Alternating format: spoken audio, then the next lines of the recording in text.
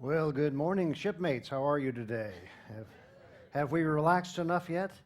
Not quite. It's only one day.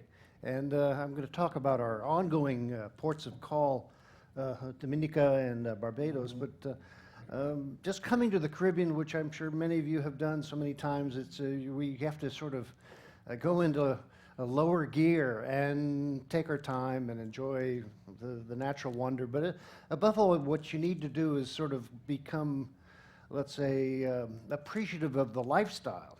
And of course, it has many aspects to it. But there's a saying throughout the Caribbean, you have to go limeman. You lime with people, meaning you take time to get to know their name and you say hello, and you may do a bit of chit-chat with even in a shop before you go into business. And many of the Caribbean peoples are always a little affronted by how visitors from particularly that cold north place are always in a hurry. Well, often they have to catch the ship, that's one thing, or an airplane. But when we come here, we get to appreciate a lifestyle that perhaps we were not raised in. And whatever the limitations of the life on any of these islands, most people are very appreciative that this is where they are, particularly since they hear about all the other troubles in the world.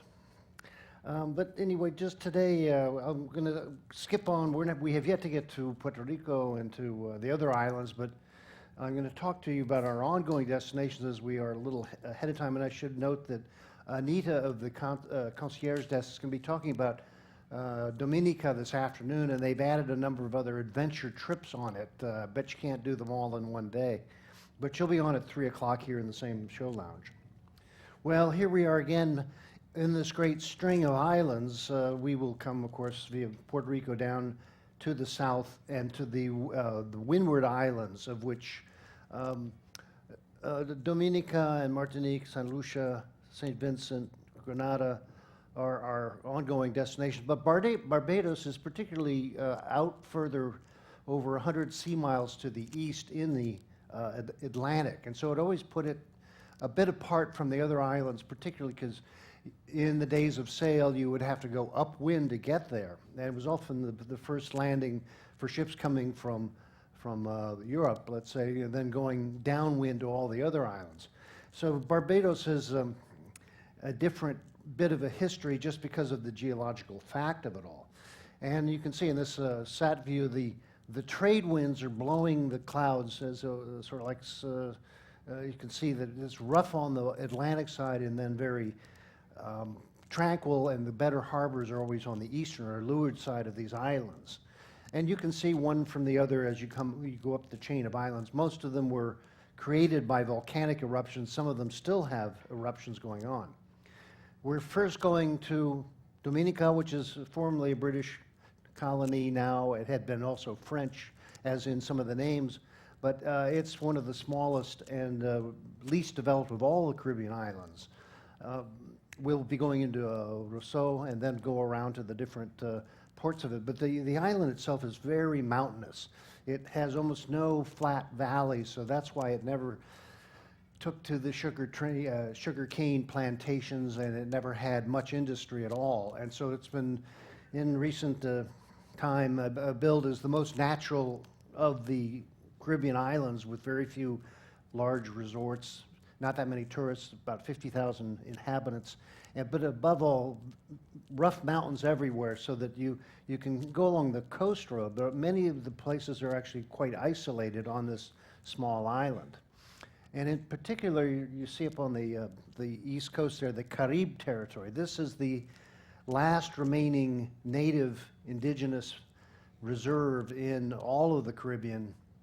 There are remnants of the original peoples, Taino, Arawak, Caribe, in other islands, but this is the one place that they have their own territory, and they are given legal independent status within the island community of Dominica. And you can see all these other mountain parks above. This is the flag of the country with its characteristic parrot. It has the Dominica symbol is that parrot, and you'll hear them in the trees. They're sort of the favorite bird of this area, and a rare type that is only in Dominica. So their symbol, après bondit c'est la terre, that after bondage, We have the land, meaning after slavery we are free, we have our own nation. And this was in many ways a small microcosm of all these other larger Caribbean islands, from Cuba down to Barbados, with the initial discovery by either Portuguese or Spanish, and then the French, Dutch, English all came in and contested all these different islands, and then brought in African slaves and set up markets and plantations. Not so much in this island. It had, let's say, a small development compared to the neighboring island, just because of the territory. And this is the main capital. You can see how suddenly the mountains rise above it, and this is where we'll be docking, in the little town of Roseau, which is a walkable town. It's, again, and there hasn't been so much development here, so that you have the flavor of maybe 50, 100 years ago right there. And you can walk along the quays and down to the fishing port. But mostly we go there because you go out into the beaches, and then the inland, and up in the mountains to go on rafting, hikes. There are different little plantations, chocolate, nutmeg, and other crop, and there's some excursions to those places to go up and see in the mountains. So you get a much more, let's say, spacious feel in this island than you get in most other ones, particularly since you don't have all the tourist trade here. But it's lush. This is, you can already feel the air on the ship here. We're getting into that humid air, that warmth that we all like this time of year especially. But in Dominica, you can go hiking, and it's sort of, you hope to not get too lost, because there actually are many places that are completely cut off from roads and anybody else. Here's a fellow in his native craft looking for a harbor. But again, you have these mountainous peaks, so they're called pitons, and most famously St. Lucia has a number of them like this, but also Dominica. These are volcanic spikes, meaning millennia ago the volcanoes came up and they have been eroded to where that harder lava is the sort of a skyscraper overlooking the sea. And this is, again, symbology for these islands, that they are powerful. And also, in these areas, when you come up into the Dominica, and some of the offshore islands, you can see the remnants of volcanic craters and the living geology of the earth. And this is what gives the island so much of its interest, is just the natural beauty of it. Here's a mangrove tree that's down on the shore. But if you go up into the hills toward where the Piton and other hot spots in the national parks, they have what they call the soufrière, or the Sulphur Lakes. And this is a boiling freshwater lake that's in a crater of an old volcano. Not recommended for swimming, because you may get cooked. But nonetheless, many creatures thrive in this kind of environment. Little frogs of different kinds. Puerto Rico has the coquille. They have a different name for here, but they make characteristic sounds, and you end up hearing them in the music. A little yellow-breasted pecker of a bird on a banana tree. This is for all the birders here. A red-threaded warbler with that kind of a spike beak for dining on nectar. Here's a shorebird with a new chick hatched on the shore in Dominica. Another wader, kind of a piper bird. So many naturalists actually come to Dominica's in these isolated lakes and places, the last remnant populations of some unique bird species. Here's a kind of a red-chested hornbill. And then there are a number of parrots. This is the macaw standard, and then here is the Dominican parrot, which is the national symbol. And then other beach-going tourists coming out in the midday sun to work on their tan.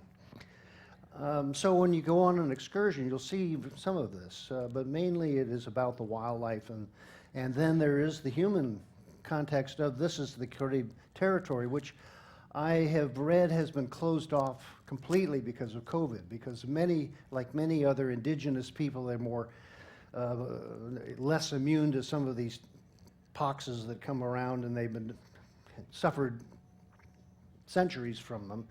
And I showed this picture of an early drawing of the Caribe people who were originally from South America. They came up the islands and they settled and they built some stone foundations and some villages. This is one that remains in the mountains. Their population has declined to just a mere percent of what their maybe original population were. So in these jungles there are still archaeological remains that have yet to be discovered. And of course this is an ongoing phenomenon around the whole Caribbean basin. But there are about 5,000 Caribe, they call it Kalinga, in their own name of their group, living in this shore of Dominica. And for a number of years they were fairly much dismissed by everybody else. You can see there's sort of mixed African and Native American heritage. But in recent years they have been given, let's say, their not just a territory, but their economic resources, even though they live a fairly subsistence existence, fishing, raising a few crops and where they can, and doing baskery and other crafts.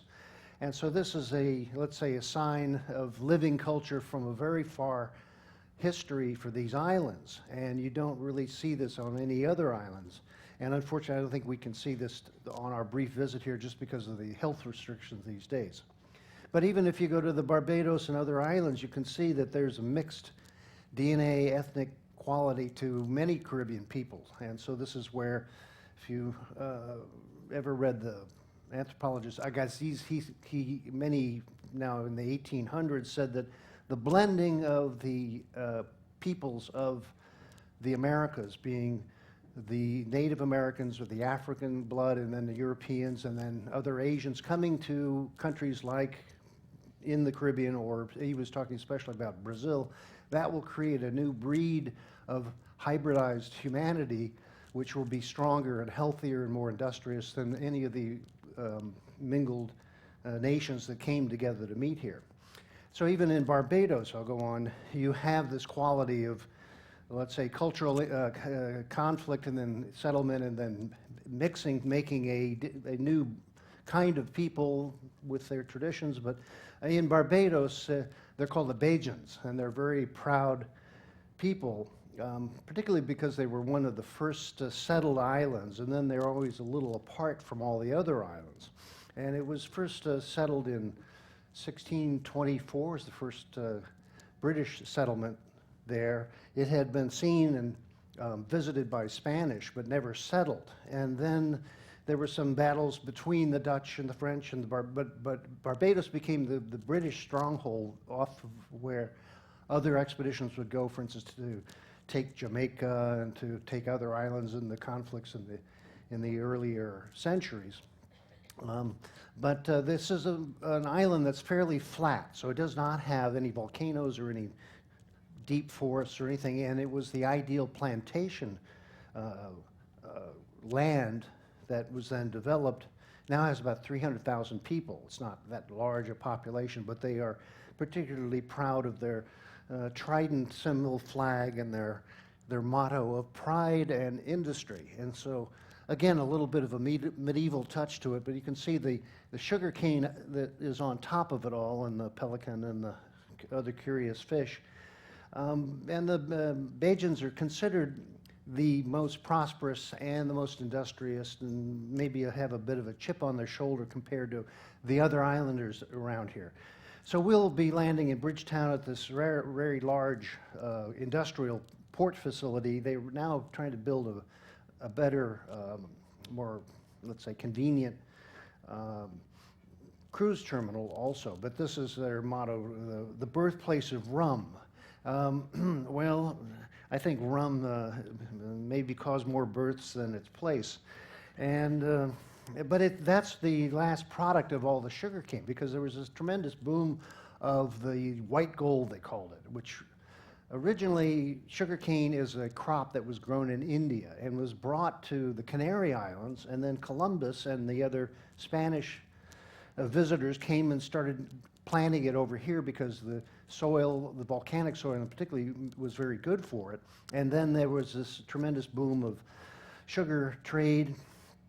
And this is Carlisle Bay, right where we're going in the early days, where the currency actually was bags of raw sugar, and they would pay for things with the sugar. Here's an early map of all the different plantations that are set up. A bridge town there on the bottom, the south of the island. But you can see acres of land which belongeth to merchants of London, etc. So, and then there's pictures of, you see the pig. The Spanish would land pigs and they'd let them go feral on islands, and then they would know there'd be enough food that they could go out hunt those wild boar they would become on the island. So the interior was flat but full of, let's say, plantations, and then finally livestock. Curiously, you see there's somebody up there with a camel, which I don't think has quite survived. And then the trade made Barbados and Bridgetown one of the most prosperous islands in the Caribbean. The history is complicated, though, as usual, because Barbados, being the first English settlement in the Caribbean, during the English Civil War, the people who were living in Barbados decided to be neutral, which then put them in some conflict with Oliver Cromwell, who sent the Navy Admiral William Penn, as in Pennsylvania, to Barbados to make them agree with the Parliament and the Roundheads back in the English Civil War. Well, when the Restoration came, Charles II, he granted lands to his loyal nobles, including Lord Pembroke and Lord Carlisle, who sent their own private militia to fight each other in Barbados over who would get the land. Meanwhile, the African slaves are sort of saying, whoa, these European tribes, they really don't get along, do they? And it was finally settled, and the business went on. The sugar supported the economy for hundreds of years. Well, it supported the plantation work, plantation owners more than the slaves, let's say. But they also developed fishing and commerce, ship trade. These are some pictures in Bridgetown back not too long ago. They had photographs here. They're providing coal for the Royal Navy coming in to be supplied in Bridgetown. But the whole economy, as you painfully know, was the slave trade was the triangular trade from slaves from Africa would come to the Caribbean. The sugar would then go, and rum would go to the North America or back to Europe and England. And so this was the basis of it was this triangular trade, of which human chattel was one part of it. So here we have, this is in Martinique, the kind of early settlements just on the shore. It was said that 3 out of 4 Europeans would die within 5 years of coming to the Caribbean because of the many diseases that were not known, either malaria, yellow fever, dysentery, cholera, you name it.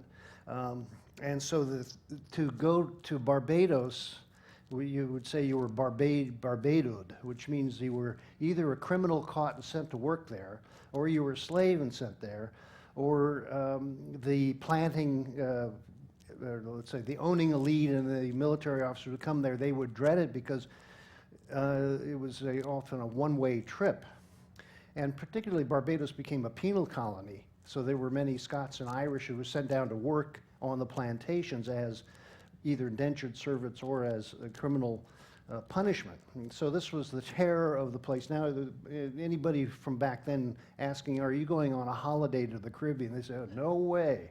Well, anyway, it was a place of unusual cruelty also, which is, unfortunately, a human trait, so that the slave trade was, brutal.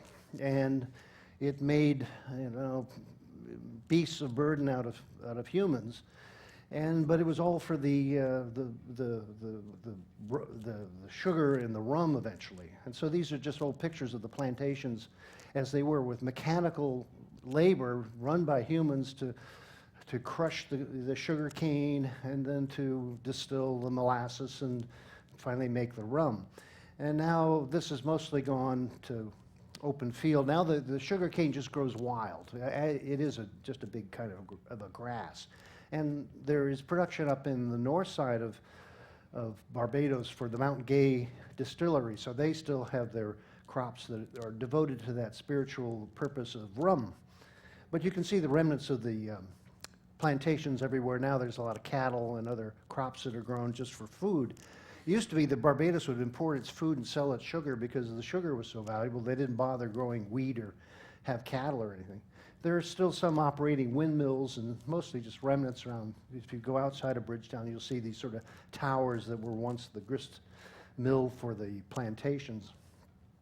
And there are still some of the works up in the countryside that are mostly falling to ruin, including boilers for the making of the rum and things. It's all become much more technological. So you have these leftover factories on different parts of the island. And this one, the Andrews Sugar Factory, is now, again, been replaced by other means, or else, of course, sugar is no longer such a precious commodity because there's so many varieties of it now. But above all, this is our motto of the day: no idlers. And this, of course, on a cruise ship, that's what you come for, right? We're not in a hurry. But if you were a slave, you were often punished for even stopping to work. And so this is the legacy that is deeply remembered by the people of Barbados, who are about 90% are of slave heritage mixed in with some what they call white Bajans and other ethnic groups. But this is now part of the redress of historic grievances, which is still being done these days. And even though these nations are independent and the people have legal rights, there's still a sense of great social wounds that are still being addressed. So this is right down in the dock in Bridgetown. And just off the dock in the center of town, you still have these colonial era buildings, which have the symbology of On y soit qui mal y pense, and the establishment of the state as it is. This statue is of Lord Nelson, who was also, he was up in Antigua, but he also has his monuments around, even in Bridgetown. And then they had the first tourists came. George Washington came on his only trip outside of the United States to visit his brother's plantation in Barbados. Another notable tourist was the last emperor of Greece, who in exile came to Barbados and died here and has a tomb. Well, these are, let's say, historical monuments which many of the local people either don't like or don't understand. This is the statue to Errol, Walton, Barrow in right downtown Bridgetown, who was the founder of the modern state of Barbados with independence in 1955. And he warned the Bajan population, it says, you must get free and not be seen as merely loitering on colonial premises. And so in the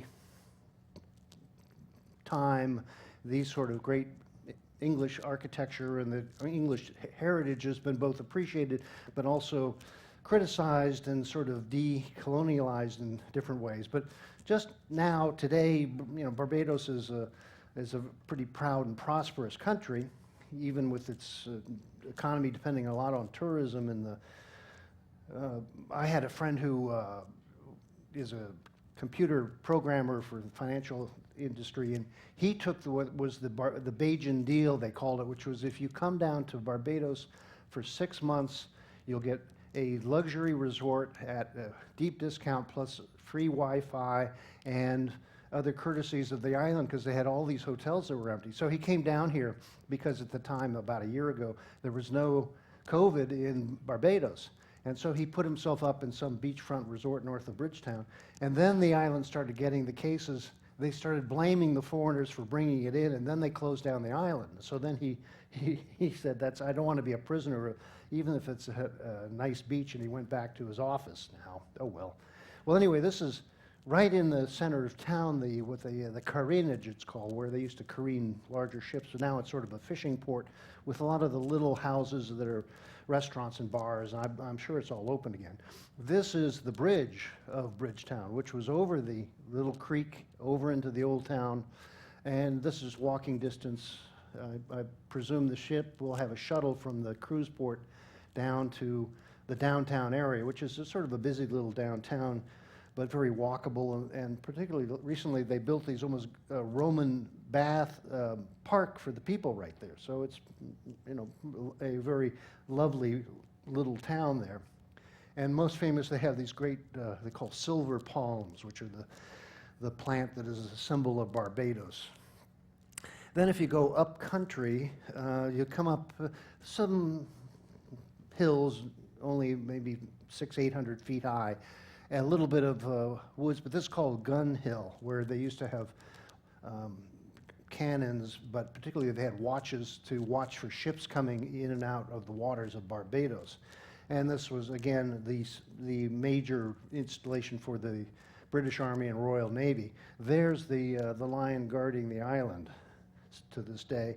Though some things are not here anymore. This is a famous mansion built somewhat like a fortress that was called Dick's Castle, and this was on the west side of the island.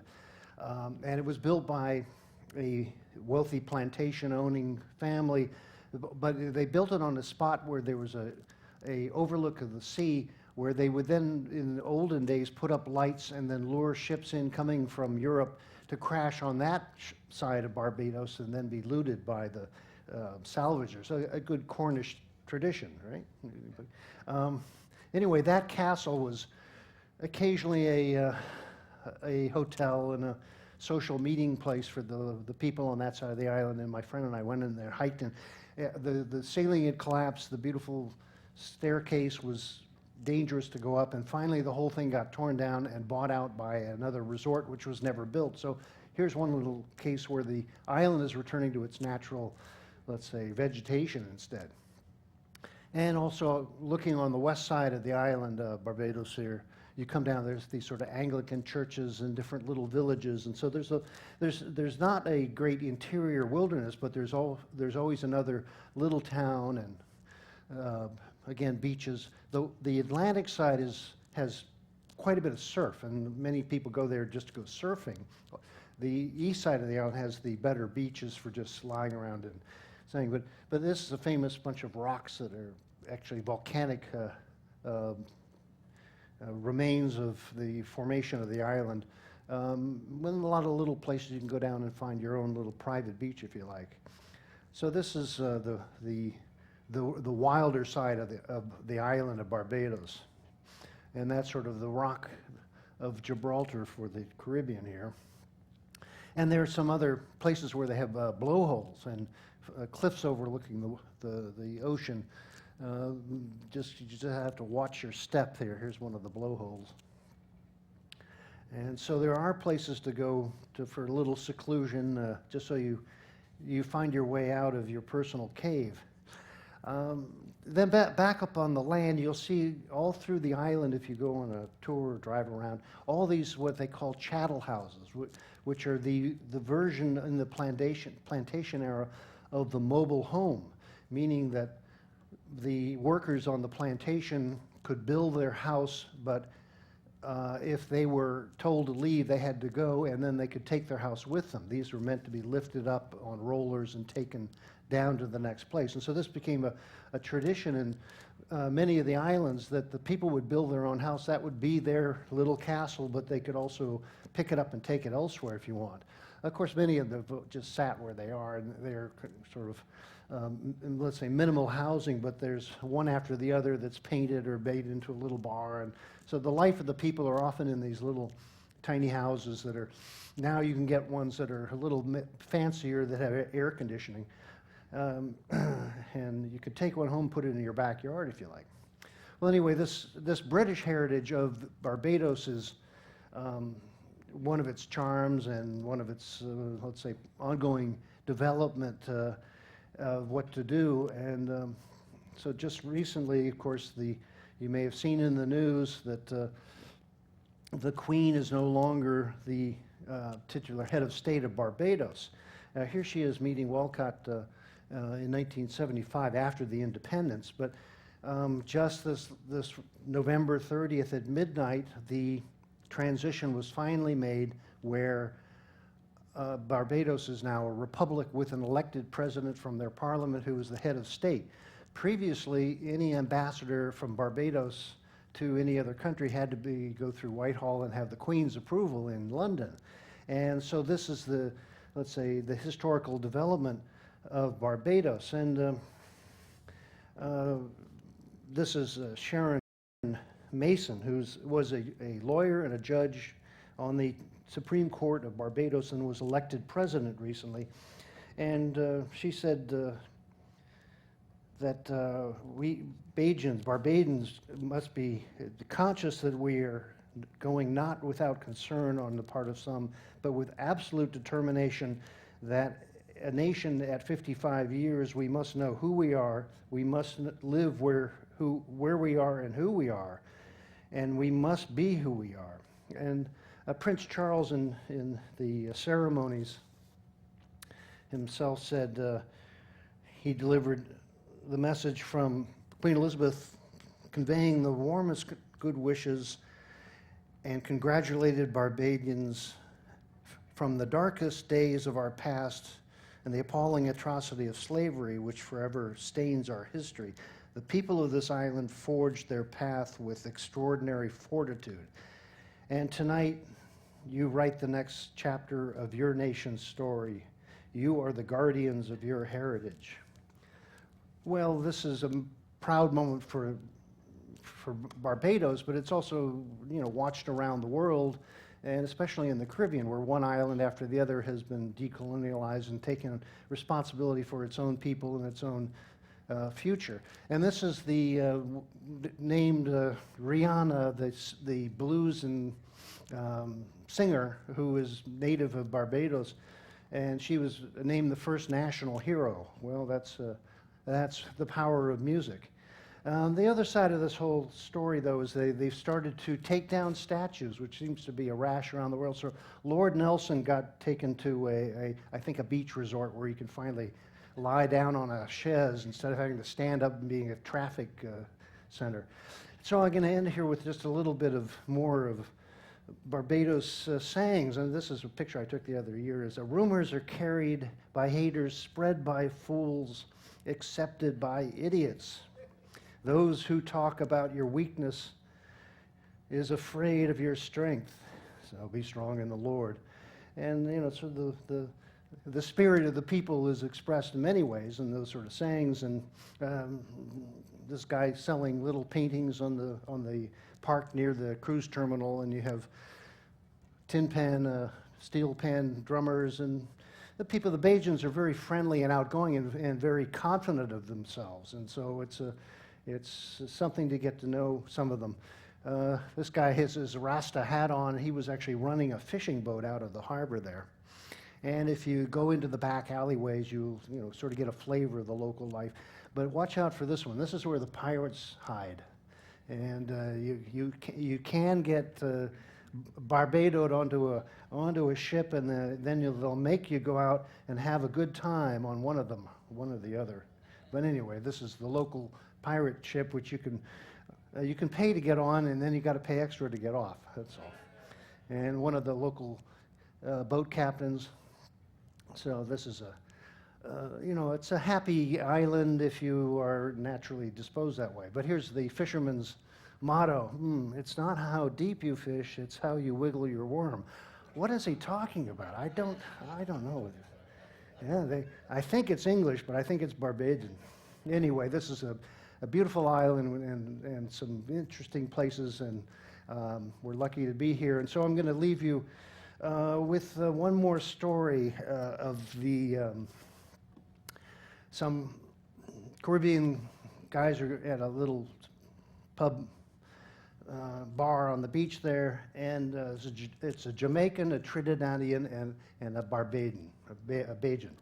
And so in the afternoon, flies are around, and they land in their beers. And so the Jamaican picks up the fly and says, "Get out of my beer," and drinks his beer. And then the guy from Trinidad says, "Oh, fly. Oh, that was a tasty one." And then the Bajan from Barbados, he picks up the fly and he squeezes. "You spit that out. That's my beer. You spit that out." Anyway, believe it or else, but have a great time there. And we look forward to more relaxation in the Caribbean, but no more idling. Thank you very much. Second.